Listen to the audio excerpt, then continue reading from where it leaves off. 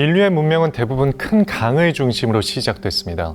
인류 최초의 문명으로 알려진 메소포타미아 문명부터 황하, 인더스, 나일 모두 그렇죠. 온화한 기후와 큰 강을 끼고 있어야 토지가 비옥해지고 그 비옥한 토지에서 나오는 농작물들을 기반으로 인류의 문명이 발전할 수 있었다는 건 너무나 당연한 상식이지만 세계의 여러 문명을 들여다보면 상식적으로는 이해할 수 없는 미스터리한 문명들도 존재합니다. 중남미의 고대 문명 중 가장 찬란한 문화를 꽃피웠다고 알려진 마야 문명도 그중 하나인데요. 마야 문명은 커다란 강은 존재하지도 않을 뿐더러 인간이 생존하기 힘든 험준한 밀림 속에 자리 잡고 있기 때문입니다. 심지어 당시 수레를 사용하지 않았던 마야인들이 어떻게 밀림 속에 거대한 건축물을 세웠는지도 크나큰 미스터리로 남아있죠. 게다가 마야 문명은 사회와 경제제도, 천문학, 수학, 그리고 예술적 측면에서 가장 뛰어난 중남미 고대 문명으로 평가받고 있는데요. 이 부분도 마야인들이 어떻게 문명을 발달시켰는지 아직 알려진 바가 없습니다. 뿐만 아니라 마야인들은 한순간에 자신들의 도시를 버리고 호련히 사라져버려 일각에서는 마야 문명이 외계인의 문명이란 주장이 나오기도 합니다. 그렇다면 마야 문명은 어떤 비밀을 품고 있는 걸까요? 누구나 한 번쯤 혹해 봤을 사라진 보물의 행방부터 미스터리한 전설까지 모두 파헤쳐보는 인디아나 존스. 저는 김준상이고요. 오늘은 마야 문명에 대한 소문을 파헤쳐보겠습니다.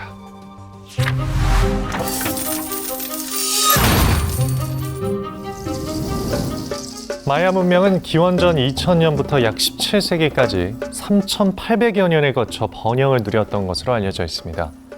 지금의 멕시코 동남부 일부와 과테말라, 벨리즈, 엘살바도르 북부, 온두라스 서부 일부가 마야 문명의 영향권이었죠. 마야 문명이 신비로운 문명으로 꼽히는 이유는 바로 이 위치에 있습니다. 이들이 도시를 세운 곳은 열대우림 한가운데인데요. 이곳은 풀과 나무가 무성하게 자라나 있어 독거미와 같은 해충에 노출될 위험이 크고 덥고 습한 날씨로 전염병이 퍼지기 쉬운 환경이죠. 게다가 마야 문명의 대표 유적지 중 하나로 꼽히는 티카레는 대형 피라미드와 궁전, 신전 등 다양한 석조 건축물들이 존재하는데요. 이 개수가 무려 3,000개에 달한다고 합니다.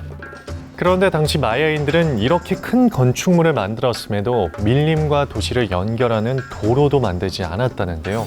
심지어 무덤 속에서 바퀴 달린 장난감이 출토된 것을 봤을 때 수레바퀴의 용도를 알고 있었을 것으로 추정되는데 마야인들은 바퀴를 사용하지 않고 자재들을 직접 날랐다고 하죠.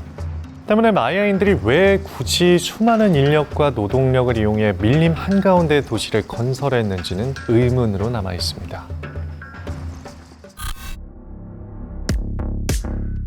마야 문명의 미스터리는 고도로 발달된 그들의 수학, 천문학에서도 이어졌습니다.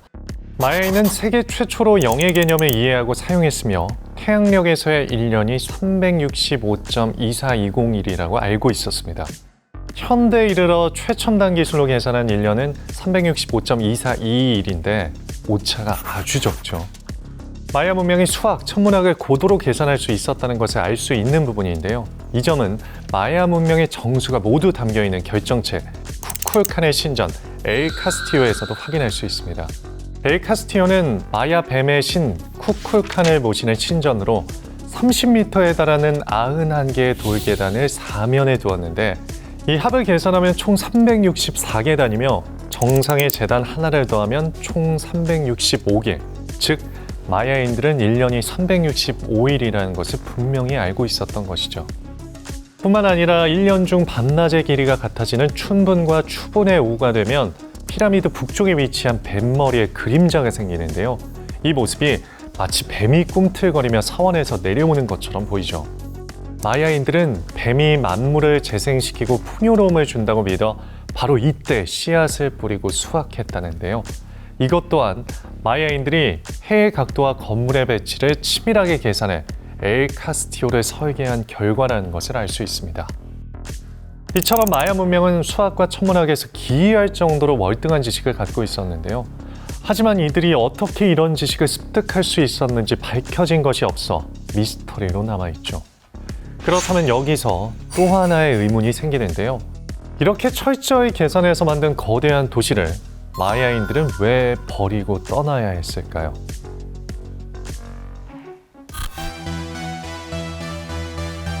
마야 문명의 멸망 원인은 현재까지 명확히 밝혀진 것이 없습니다.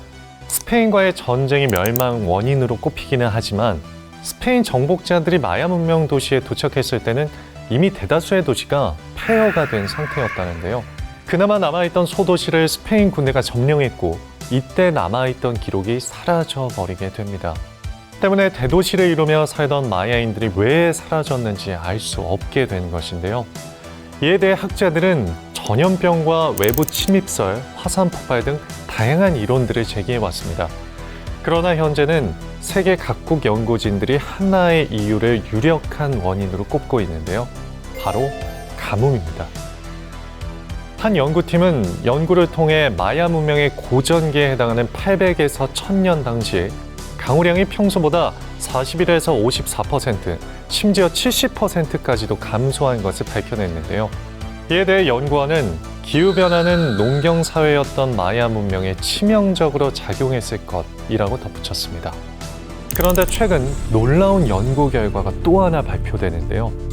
마야 문명의 멸망 원인이 수은과 관계가 있다는 분석이었죠.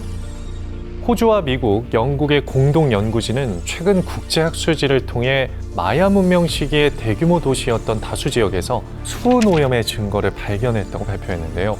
이 내용에 따르면 연구진들은 마야 문명 시기의 도시였던 특정 지역 10곳을 뽑아 분석했고 그 결과 7곳에서 수은이 현대 환경 기준치를 넘어선 수준으로 검출됐다고 합니다. 세계보건기구는 수은에 대한 농업 환경 기준치를 0.05ppm으로 잡고 있는데 마야 문명의 대도시 티칼에서는 무려 17.16ppm이 확인됐다는데요.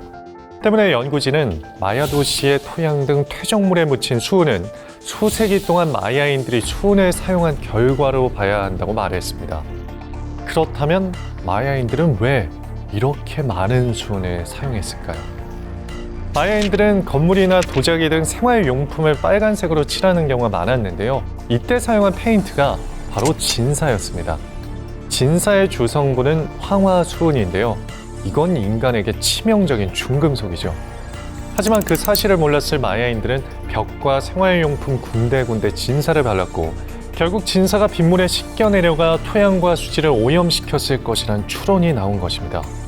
연구진들은 마야인들이 수은 중독에 걸렸을 것이라고 단정짓지는 않았는데요.